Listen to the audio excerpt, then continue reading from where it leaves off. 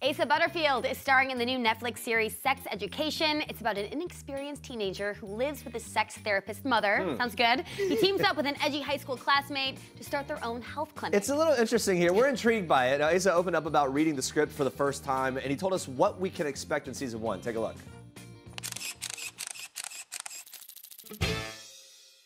The students at the school need your help, Otis.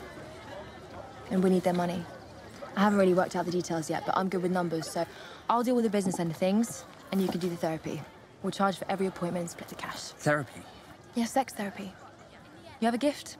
It would be irresponsible to waste it. What was my reaction? It was, I mean, well, I think it does well, because I wanted to do a sort of, have a kind of like a TV show or something. Yeah, if you do something like that, you want it to be something you're excited about, because if you're doing it back for potentially multiple seasons across many years, you want to enjoy the character. And you're going to be spending a lot of time with this character and exactly. with the story, right? So you want it to be good. So it was something about it. I think it was just the relationships with the characters. It was so kind of honest and funny. And Otis says, he's the the inexperienced high school, kind of a bit awkward, but he's got this funny knack of just having this understanding about sex and this inability to do anything about it. So there's a really interesting spin on that character, which we see quite a lot, and then Otis adds something to it. And I just enjoyed that aspect, and the relationship with his mum was brilliant as well. There is a lot of sex in the show. It's called Sex Education, but it's never there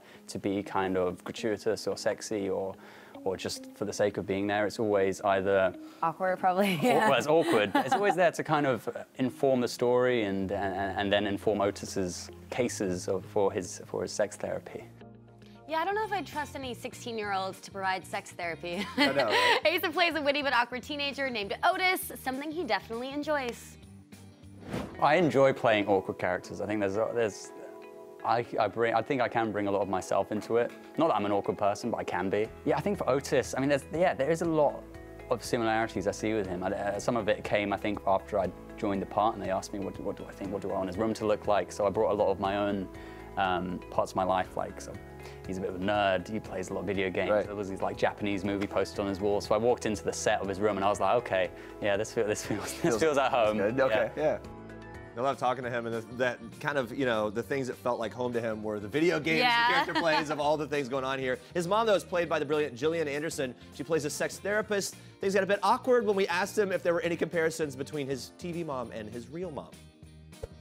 Did not know she had this this knack for very motherly humor, which felt very close to home. My mom's a psychologist, so it's, again, there's more similarities, which I didn't even realize reading the script. And then as I was on it, I was like, oh my God.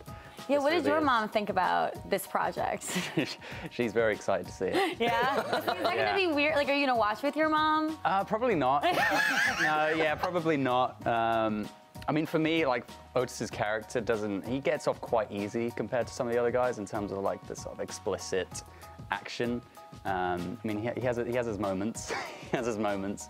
But no, I will not be watching with my mom. Yeah, I don't think I'd want to watch with my mom either. Me either. Super awkward. The whole show is very cringeworthy moments that will definitely start a conversation at home, school, everywhere. Jeremy and I kept thinking about all the funny or awkward moments that had to happen while the cameras were rolling. I mean, the show is called Sex Education. Was it hard to get through some of the scenes? Or do you have like a memory or like sometimes of filming where you guys just couldn't keep a straight face?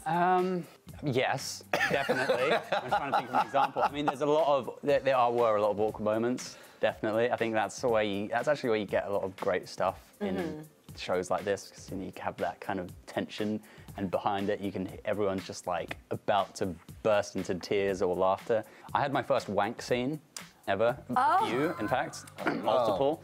That was interesting. And how did that play out? Well, yeah, I mean, you'll have to watch.